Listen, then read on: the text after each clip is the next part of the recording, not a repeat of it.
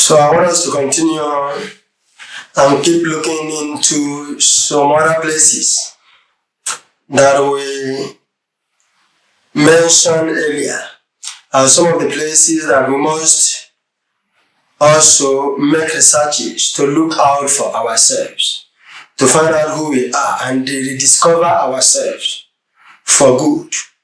And some of those places that we've not been able to mention or discuss at all is Makafela. It is called also the Cave of Makafela. We have not talked about Mamre. We haven't said anything also about the Mediterranean Sea.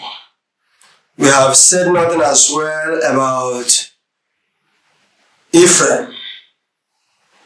We haven't said anything as well concerning the Chaldeans. These are some of the places that we as well have mentioned. Let me start from Makafela. In your findings, you are going to find out that Makafela is the world's most ancient Jewish site. The world's most ancient Jewish site.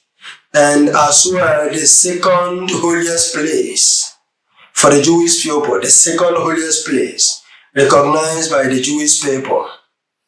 Yes, it is recorded and recognized as the second holiest place for the Jewish people. And it's also one of the most famous places in the world or on earth as for real estate marketing. The real estate is the most famous place for real estate on earth. The Cave of Makafela, or you can call it the Cave of the Patriarchs. The Cave of Makafela. If you are meditating, you will understand that I've already started interpreting mysteries, that I'm not merely just speaking grammars. Mamre is also been discovered to be a small rural town in the Western Cape Province of South Africa, and it is situated on the northernmost border of the city of Cape Town. It is situated on the northernmost border of the city of the Cape Town Metropolitan Municipality, and is just an outskirt from the neighboring industrial community. It is just an outskirt from the industrial neighborhood, though considered to be some of the central northern part of it. But at the same time, it is one of the first training center, one of the first MK training center organized by certain people, especially somebody like or somebody with the name Dennis Goldberg from Dutch East India. It is an anti-apartheid activist, and even though the training was disorganized and abandoned earlier than expected as a result of security police, he also went for jail for this, for good 22 years, that was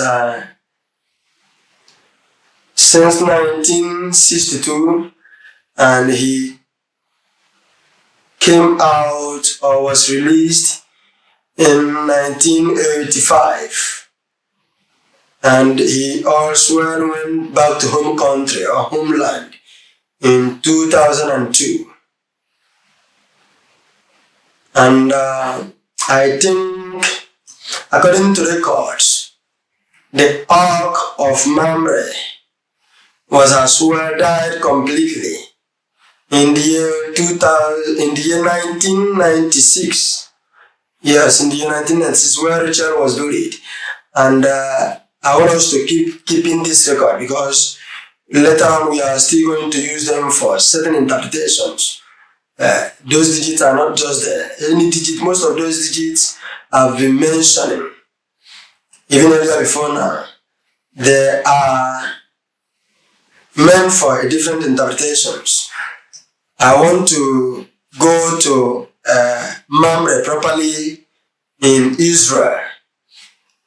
Mamre, it is called the Benzonite Church in Mamre. It was invaded by the Persian Jews in the 6th centuries. It was invaded by the Persian Jews in the 6th centuries, and that was when it was discovered, kind of destroyed. They are the Arabs, and they call it Mamre, the house of Abraham. Mamre, the house of Abraham. And this also later on was a kind of reorganized, and some Russian Orthodox are still practicing it right today as Catholic Church in a different form entirely. I don't want to start giving details to that. I want us to keep rushing down and look at the Mediterranean Sea. The Mediterranean Sea, in your research, you are going to discover that the Mediterranean Sea is an intercontinental sea that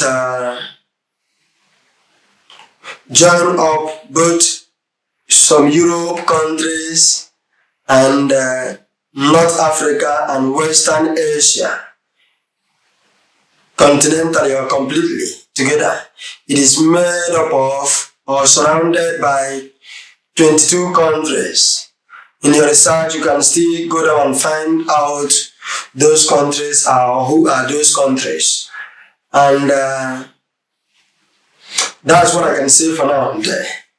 I want to be giving a kind of tips and a tip for thought, so that you, on your own meditation and research, you keep digressing and keep making findings on your own. And I want us to go to Ephraim. It's been discovered that Ephraim are the Persian Jews, the house of Ephraim where Christ ran to. Like I said in one of the videos, I was giving explanations to concerning Ephraim, where Christ ran to for his safety. And he ran there as a country, not as a nation or a city or a town. He ran there as a country, and it's been discovered that these are the Persian Jews. And I want to go to Chaldeans. Chaldeans are discovered to be anyone who are born, who were given, living or giving birth in Chaldea. And majority time they are discovered to be not just the Chaldeans themselves, but the Jewish Chaldeans or Chaldeans. They are the Jewish assimilators that were assimilated into Persian communities or the Babylonian empires through captivity. They were assimilated into Syrians or Assyrians. They were assimilated into Persians to become part of it or one of them as through captivity. And they are the speakers of the Aramean Semitic languages. they are said to be the minority Christians in a country to be majorly recognized as Muslims. And what are they known for? There are two things that they are popularly known for. Number one, they are recognized to be astronomers and astrologers, just like the today Nigerian South, and Southeast. When you said to be an astronomer or astrologers, it is said that you have certain capacity of strong interpretations to both physical and spiritual things, as in you are deeply an insightful personality, just like many many of the Easterners from either South or Southeastern Nigeria are today. They are strong, insightful, both business-wise, intellectually or academically. They are people who can look at things and interpret it very well and tell you this is this, or turn something you think it couldn't have turned to something very useful, and miraculously bring it into something very useful because they were originally able to interpret it and give it a conclusive interpretation that this is exactly what this thing is going to be if I could be able to handle it this way. And even when it comes to interpretations, to certain up movement of the economy as large of any country they find themselves, it has been their kind of destiny. Just like the Persian Jews in so many countries are, especially in America. America couldn't do without them. In fact, they are this backbone behind America, said to be world power. Because if they interpreted anything and said, you shouldn't do this, if you do that, I think it should be to your own detriment. See, today, America couldn't do without the Jews in their homeland.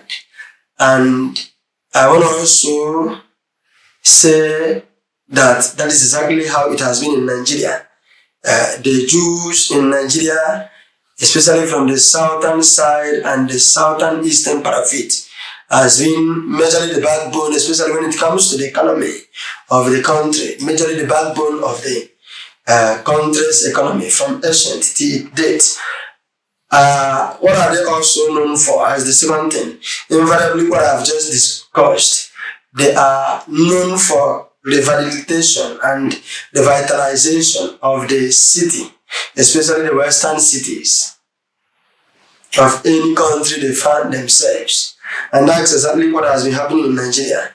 Any place the Igbos or the Biafrans went to, outside their own homeland, they can be able to quickly make things to begin to happen in that very land, especially places like the northern side of it and the western side of it. Especially if I can say vividly that 50 to 60% of what Lagos State is today is actually, I think it is more than that anyway.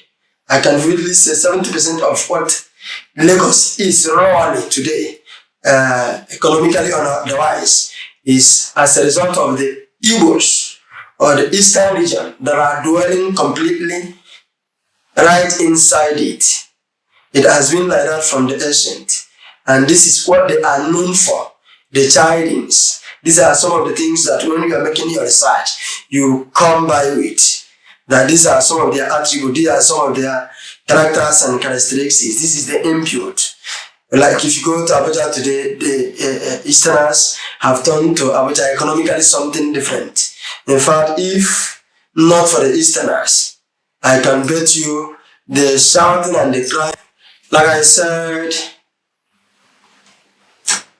if not for the Igbos in Nigeria right now, I think the shouting and the crying we are crying economically would have been at least 2 to 3 times of what it is right now. And I wanted to bring it to some hair. But at the same time, why I've just said this and said it very boldly and couldn't pay attention trying to explain that is because I am very sure that an average Nigerian at least know this truth as well. So there is nothing to start maybe explaining or interpreting right there. Next time I will be talking about bringing more explanations why somebody can be in Sokoto not knowing that you are actually in Cross River. Because this is exactly how most of the things I've been saying looks like. If you've been following me and following me recently in my videos, especially from the YouTube side, Kalo Otuobu, you will discover that it is plain that an average Easterner from Nigeria is a Jew, and exactly the 12 lost tribes of the house of Jacob, sorry. It's not as if one is claiming to be. If you follow me, you will see completely from a digestive interpretations how I was coming. Though I'm still going somewhere. We are just beginning. But at the same time, so far so good. If you are somebody who can understand things fast, you will begin to realize that truly this is exactly what this is. But having said that, it is still surprising to many why somebody would sell to be from so place and you find yourself in so place. So I'm going to be making an explanation on that on the next video. The difference is very clear. It is called, or a study called, astronomical geographical abstract locationing. It's a study, a geographical study that makes it possible for you to be in Anambra State. But meanwhile, originally, you are somewhere in maybe Abuja. But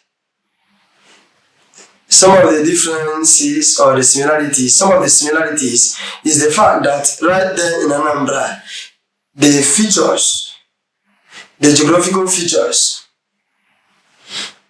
of the place where you are, the makeup of the place where you are, and the attitude and characters and characteristics of the people with the place or within the place that you are. Apart from the geographical input of both the south and southeast, or east, south, northwest, part of same place. Apart from that, the attitude and the characters and characteristics of the very individuals found in that very same locality or same environment within that very Anambra State will look exactly and appear or reflectively appear as same of that Abuja. So I'm going to be kind of opening our eyes on the next video on this. Thank you for listening, and I want to urge you to keep listening. I think this time or at this juncture is for our own good. So keep having patience and keep following me gradually. Don't be too hasty. Sometimes some of these things are not something you can just fastly rush drag. It's not a thing of my will or the hard way. It's something that gradually you need to be patient to follow up, and as well to get the gist so that it doesn't look as if you are being persuaded to believe. Thank you very much. Thank you once again. and I continue to thank you. Bye for now.